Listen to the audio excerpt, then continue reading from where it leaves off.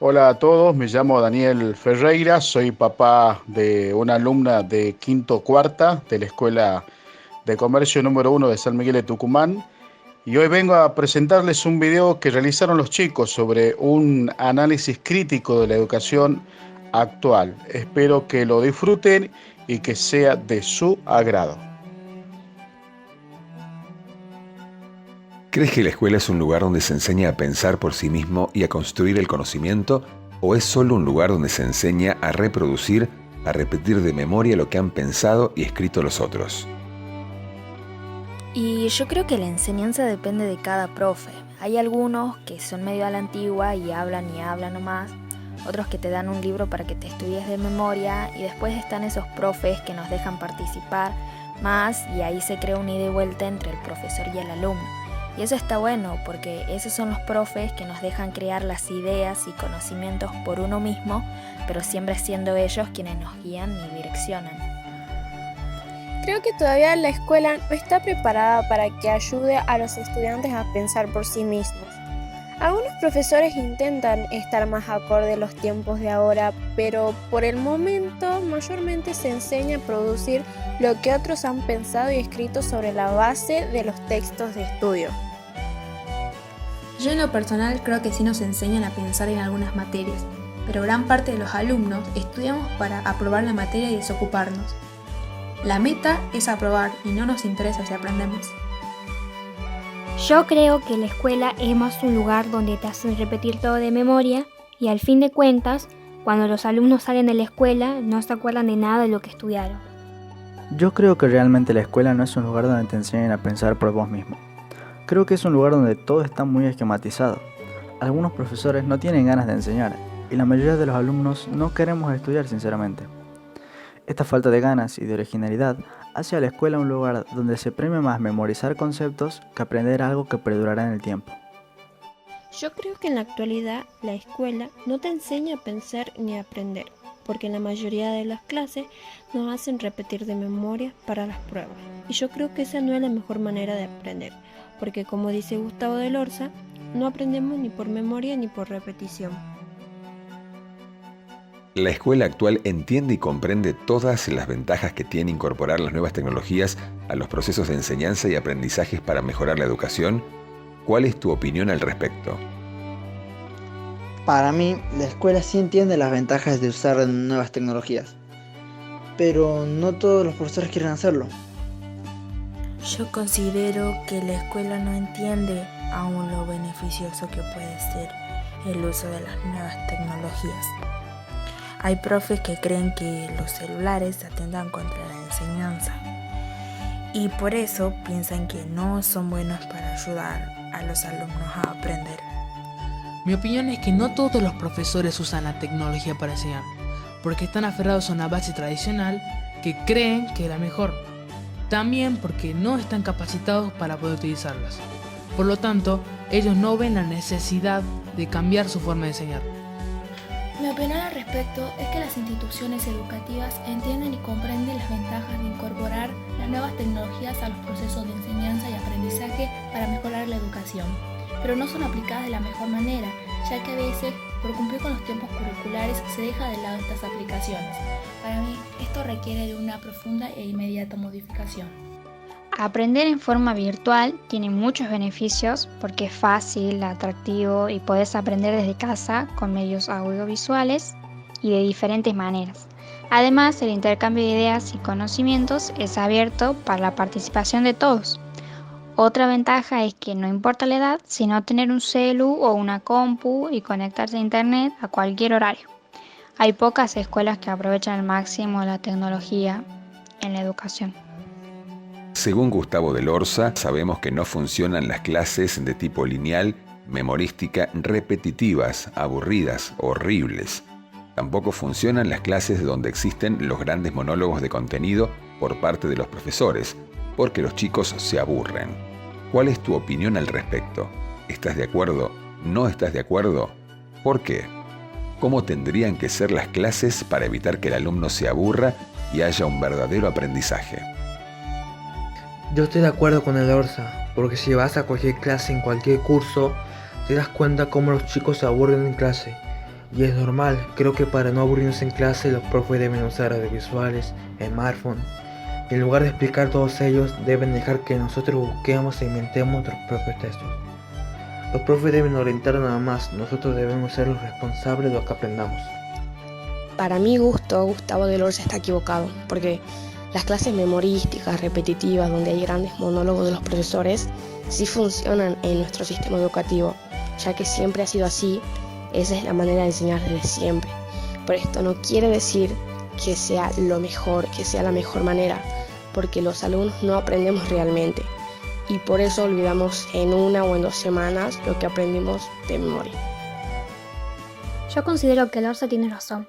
Las clases memorísticas son aburridas, nos cansan y no aprendemos porque no entendemos lo que repetimos. Para evitar que la clase sea aburrida, los profes deben permitir que participemos. Opinemos sobre lo que ellos hablan. Tiene que haber una verdadera interacción. Así, las clases serán mejores y será más fácil que aprendamos.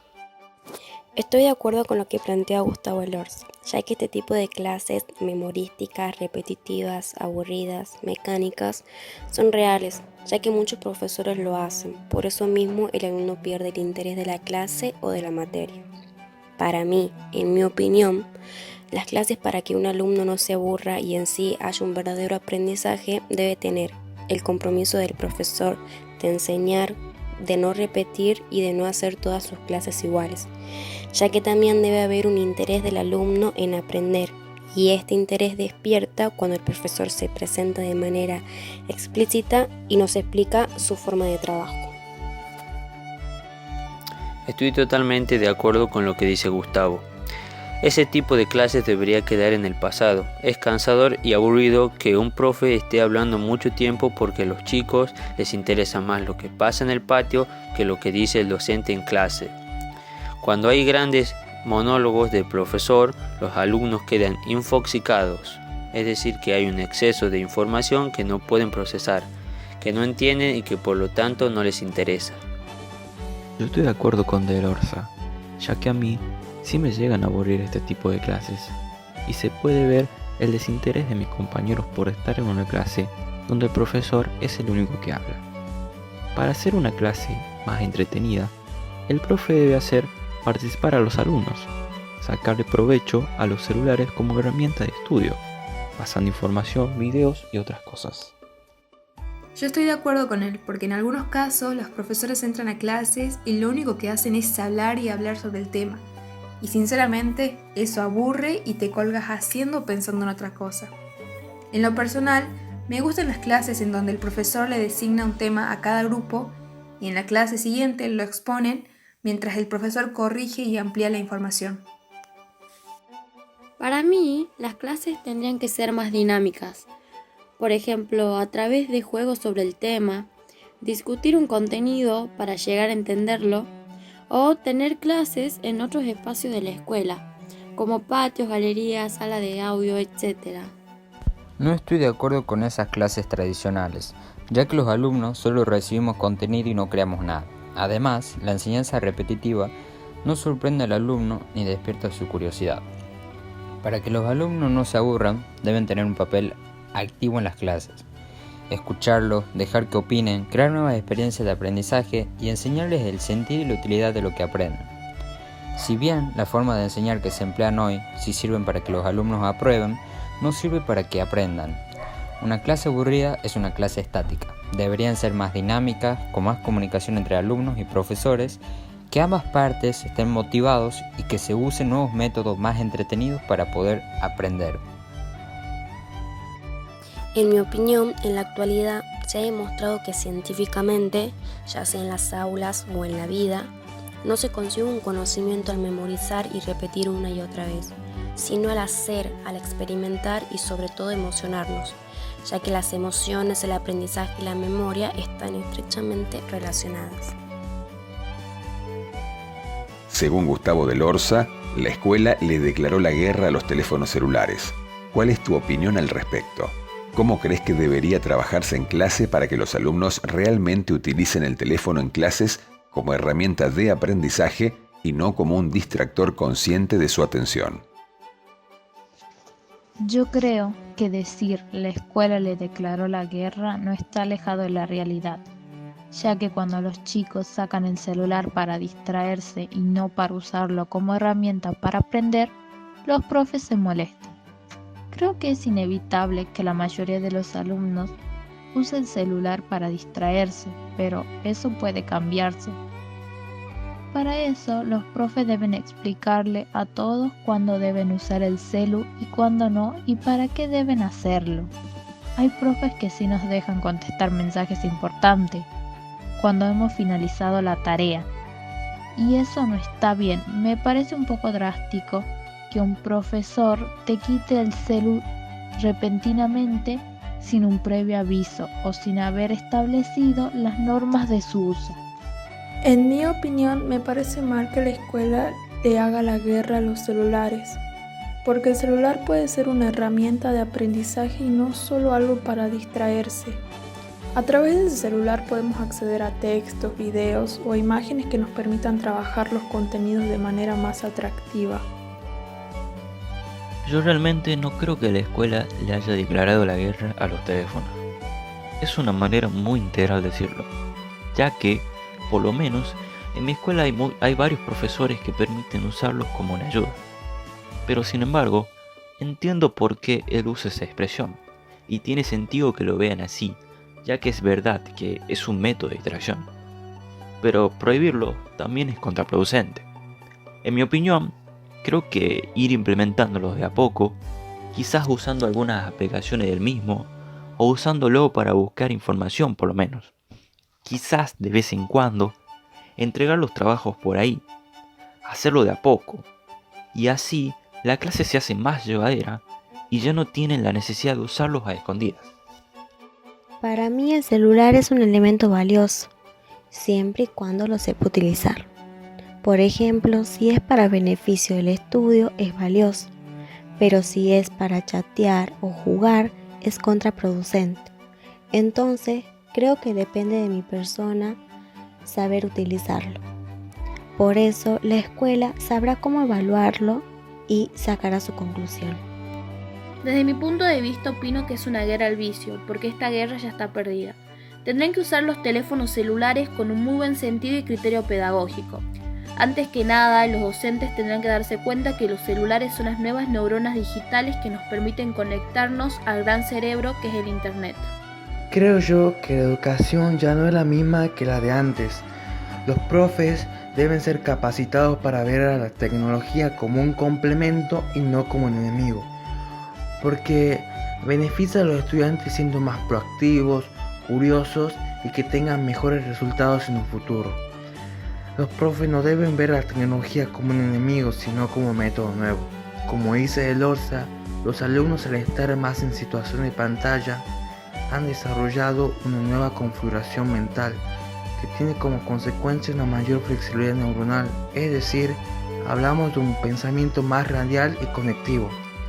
Por eso, para que el teléfono sea una herramienta de aprendizaje, es necesario que trabajemos simultáneamente contenidos, habilidades sociales, comunicación, expresiones, interpretación de datos y otras cosas.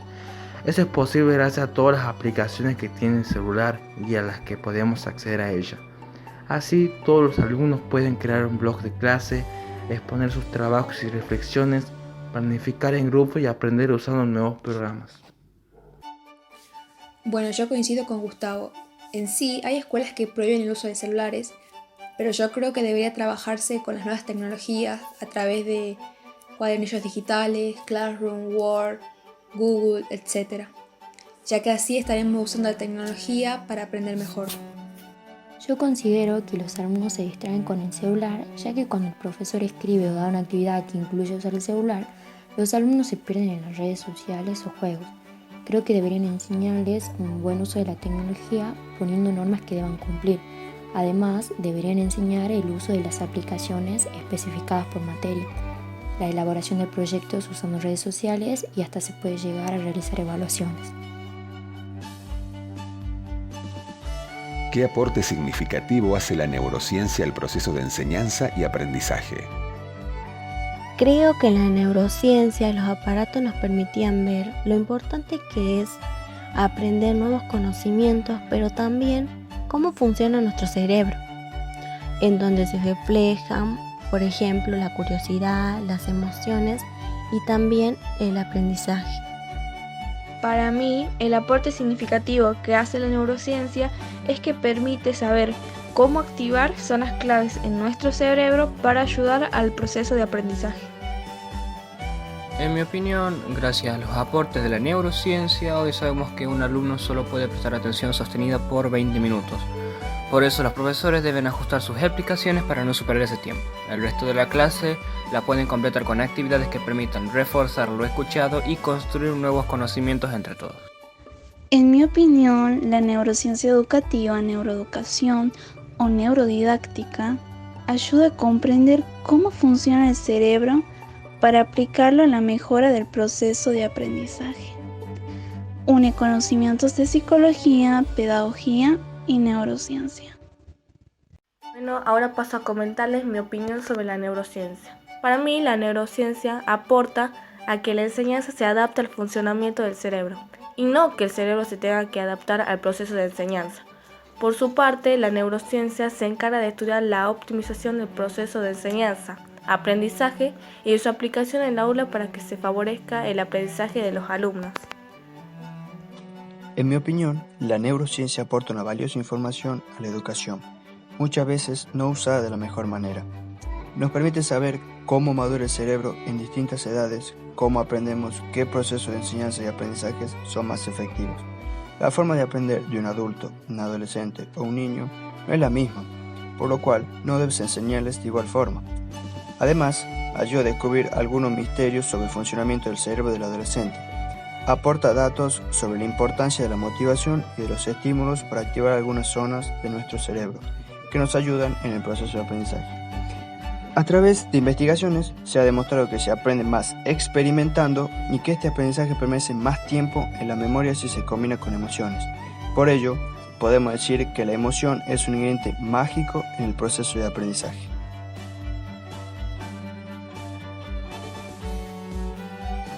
Para una buena educación, ¿es importante una buena comunicación? Yo opino que para que haya una buena educación es necesario sí o sí una buena comunicación, no solo entre los mismos compañeros, sino también entre profesor y alumno. Creo que conociéndonos mejor se puede llegar a una manera mucho más fácil y entretenida de aprender lo que nos enseña. Y lo digo porque cuando un compañero que nos cae bien nos enseña algo, lo aprendemos mucho más fácil. Si hiciéramos lo mismo con los profesores, la clase sería mucho más divertida y llevadera. Y también sería una manera de socializarnos mucho mejor. Creo yo que empatizar con alguien es una gran ayuda. La comunicación nos ayuda a saber qué nos gusta y qué cosas no. Además, así podríamos dejar de demonizar a algunos profesores y ellos también dejarían de vernos tan solo como un alumno más. Yo creo que solo se logra una buena educación con una buena comunicación. ¿Por qué? Porque a veces una mala comunicación puede causar una mala relación y en la formación del autoconcepto del alumno. Influye mucho el profesor también, sea favoreciendo o no la autoimagen del alumno. Y esta autoimagen puede favorecer un futuro exitoso o un futuro frustrante en lo personal y escolar. Por eso creo que quien elige ser docente debe aprender a comunicarse de la mejor manera posible y debe entender que las palabras tienen un gran poder sobre la mente de todos sus alumnos. Sí, es importante una buena comunicación para que la brecha generacional entre profesores y alumnos no sea tan grande. Para ello, el docente deberá adaptarse al lenguaje de los alumnos nativos digitales. Por eso, opino que no puede haber una buena educación sin una buena comunicación. Desde mi punto de vista, la comunicación es algo totalmente esencial en cualquier interacción humana, más si se trata de la educación. Por medio de la comunicación, transmitimos y compartimos conocimientos, sentimientos, ideas, emociones, etc. Una buena comunicación entre alumnos y profesores facilita que se logren los objetivos propuestos a principio del año escolar. En mi opinión, para una buena educación es muy importante una buena comunicación, ya que esto permite que el alumno entienda lo que el profesor explica y además que pueda decirle lo que no entiende. A veces pasa que los profesores no tienen una buena comunicación con sus alumnos y eso impide que los alumnos le digan qué temas no entendieron.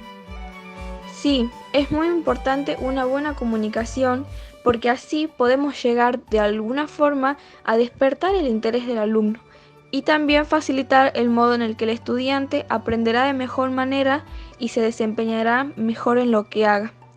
Para mí, una buena comunicación asegura una relación de trabajo tranquila y exitosa con sus alumnos. Este video fue editado gracias al estudio Lencina Producciones, bajo la dirección de la profesora Silvia Salazar Trejo y la destacada participación de los siguientes alumnos: Liberatore Valentina, Torres Lourdes, Araos Maya, Capeta Rocío, Juárez Romina, Sosa Valentina, Avellaneda Marlén, Noguera Celeste, Reina Dana, Valdés Valentina, Cerezo Karen, Galván Valentina, Borges Claribel, Serpa Sofía, Ocaranza Florencia, Celis Nazarena, Mancilla Valentina, Ferreira Mariana, Romero Nair, Escalante Maximiliano, Juárez Santiago, Kutchers Joaquín, Díaz Leandro, Rodríguez Agustín, Sandoval Lucas, Jerez Esteban, Besone Enzo, Sánchez Mateo y Lencina Leonel. La musicalización estuvo a cargo de Leonel Lencina. Queremos agradecer muy especialmente la participación de Daniel Fernando Ferreira como presentador del video, a Ruiz Elías en el papel de docente y a Lencina José quien cierra el video. Para la confección y edición de este material se utilizaron los siguientes programas: Camtasia Studio Pro, Filmora 9, WhatsApp, Mirror, grabadora de voz, smartphone y emojis. La música de soporte, Without You, de Mariah Carey, interpretación de Sultasto, y Titanium, a cargo de David Guetta.